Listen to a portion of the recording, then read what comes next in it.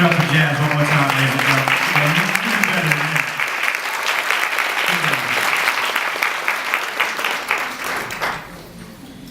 My name is June Archer, and I will be opening up for you this evening as well as your host. So, I will start by saying this. How many people, by show of hands, matter of fact, I want everybody to hold your hands up right now. And we're going to make a commitment to each other. And I want you to repeat after me. Today, I pledge to myself to be the greatest that I can be for the rest of my life. Now put your hands down. And I want to ask you guys, how are you doing today? Great. That's what I like to hear. How are you doing today? Great. When people ask me how I'm doing, I like to say, I'm doing great. I woke up this morning. So I want you to look at your neighbor, and I want you to tell your neighbor, I'm doing great, because I woke up this morning.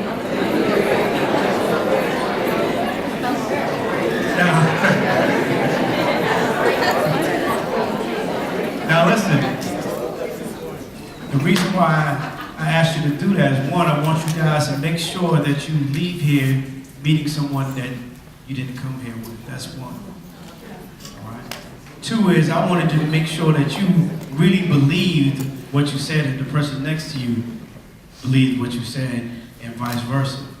See, because when you wake up in the morning, it's a blessing. All right? I think we tend to forget that some people didn't wake up this morning. All right? Some people might have woke up, but they didn't make it through the day. I'm here to tell you, you not only woke up this morning, you made it through the day, and you are here. All right?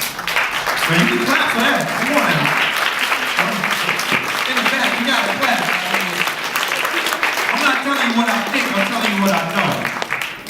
All right? So I'm going to give you guys a little background and a little backstory about myself. I come from Hartford, Connecticut. Born in Hartford, raised in Windsor, Connecticut. And at a very young age, you from Hartford? Windsor? Oh, all right. Killer Windsor. Inside joke. Trust me, there's no killing going on in Windsor. So, as a young kid, these young ladies, they'll know, I went to a middle school called Sage Park Middle School. And at that point, I found myself wanting to battle a young man who fell in like with my cousin. And because my cousin and I grew pretty close together, I felt a way about this. Like, this is my cousin. Like, I love my cousin. Who's this boy? Like, she's not supposed to like boys. So school dance, everybody's dressed up, and Michael Jackson comes on, and I'm out there, and I'm like, I'm gonna battle this guy. I'm gonna battle him doing Michael Jackson. Everybody said, when did you learn how to dance? I said, I didn't know. I had no idea I knew how to dance. But I wasn't trying to give up on my cousin. I loved her so much. That's my sister. And me and that young man have become lifelong friends. And that day, we made a truce. Like, we're gonna dance. We're gonna do some things together. So we went on. We started a group called Junior Edition because we wanted to be like New Edition. And we went on to Windsor High School, and he was a year ahead of me. He said, June, when you get to high school next year, you got to sign up with this thing called Jazz Show Choir. You guys call it Glee. We called it Jazz Show Choir back then. And it was the most amazing thing to me because you know what happened? It's all right. When you figure it out, you let me know. We're going to keep moving. That's just the devil. It's all right.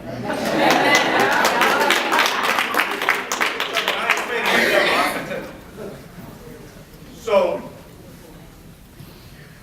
we went on this path. Like, that freshman year was awesome, because like I said, he told me we sing and dance the first class of the day, and I'm like, yeah, you can sign me up for that. Like, I'm in. I like to sing and dance. We can make it happen.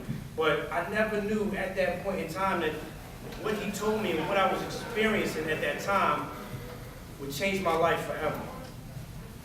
Sometimes we tend to take situations, be it bad, good, or indifferent, and block our own blessings. Why? Because we can't see 5 years from now. We can't see 10 years from now. We can't see 15, 20 years from now. But because he told me about this thing, we ended up on a journey where we started singing and dancing. We actually started lip syncing first. And we would lip sync these New Edition songs, and we do the steps, practicing day in, day out, trying to get it 90 degrees outside on a hot pavement, trying to make it happen. All while kids in the neighborhood would tell us, why are you guys doing that? Like, you guys ain't gonna make it. You guys are from Windsor. Day in and day out, singing and dancing, watching New Edition, watching all these artists. Some artists you guys probably won't even remember. Force and D's. You guys remember Force and D's? Yeah. Okay, I see you. All right. I ain't gonna say no ages. I got you. I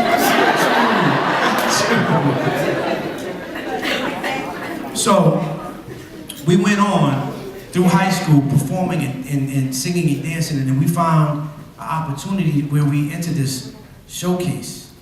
And the prize for the showcase was you had the opportunity to go on to perform at the world's famous Apollo Theater. So we went, and if you guys know anything about Hartford, the population of West Indies is very, I'm Jamaican,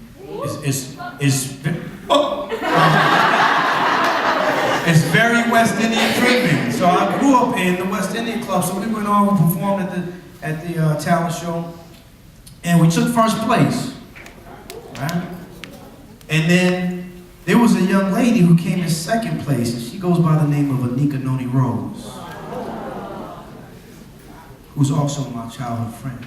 And I share that with you only to let you know that it doesn't matter if you come in first, second, third, or if you come in last.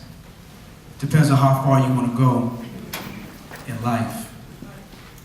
Right? Remember I said to you just a few minutes ago, there are things that will come up in our life that may seem like it's blocking you, but it could be a blessing. And I don't have to tell you guys a story about Anika Noni Rose, the first African-American princess of the throne. Dream girls, like this is a young lady who came from Hartford, Connecticut. So we take her to the Apollo Theater that night, and we place first place. And for 21 straight times, week after week, trying to figure out how we're gonna get gas money. Mind you, we were only in high school.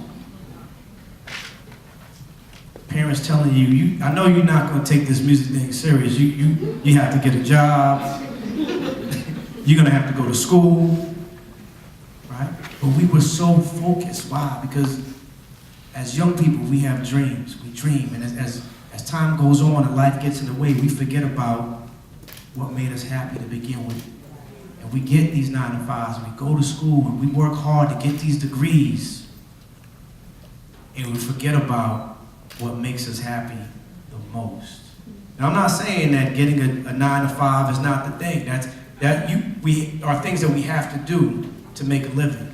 But while you're doing that, find what it is that makes you happy, that brings you to that place that you can say, I know I'm in this job right now from 9 to 5, but from 5 to 9, I'm living my passion. From 5 to 9, I'm making my dreams come true. And when you're working on that 5 to 9, you come to find out that 5 to 9 replaces the 9 to 5. See, I've been there. Before I got the record deal in 95, I was working at Cigna Insurance Company. And throughout the time, record deal, went on tour, record is out, traveling the world, meeting famous people. Then all of a sudden, the classic VH1 story happens. Too much, too fast, too soon, too young. It was a wrap. And I'm saying to myself, wow, like, we're everywhere. Hype Magazine, Black Beat, Ride On. We're on MTV, VH1, BET, when they actually played videos. You know what I'm talking about. You know what I'm talking about. Word Up. Right? Not realizing what the next step was going to be. So I dove back into corporate America. And as I was working, one day, my manager comes to me and she says, if you have a minute, I want to talk to you in the meeting room real quick. I'm saying to myself, you know that movie that it kind of rewinds all the way back to the beginning? Because you're trying to figure out where the clues are? That movie went by, I went right back to the top of the movie like, hold on, what? I know I didn't do anything wrong. I'm trying to figure it out. And I was working in health benefits, so I was saying to myself, did I give somebody an extra $100,000 when I wasn't supposed to get? So, she sat me down. She goes, all right, Joe, you know what? I know you're wondering why I was sitting in here. And I'm like, I sure am. Like, if this is the day, I need to know what's going on. And at that moment, I said to myself, because I didn't do anything. I know everything checks out. Maybe I was on the phone too long. Maybe, did I get the, you're trying to go through all the reasoning as to why. And she says to me, after today, I want you to give you a 2 weeks notice. And I said to myself, is something I didn't do? Can you just explain it to me so I can have some understanding where you are before we make this decision? And she says, no, it's not anything that you did wrong or that you didn't do. You're doing everything you're supposed to do. However, you don't belong here. You're going through the motions, but this is not the place for you. I can see that you have dreams, you have ambition outside of these walls. You don't need to be here. Once again, something that comes up in life that could be an obstacle. But if looked at in the right perspective, it could be a blessing. You follow me? I went and took a vacation for a music seminar, Puerto Rico. And when I went out there, meeting everybody I knew, from Busta Rhymes, Missy Elliott, everybody's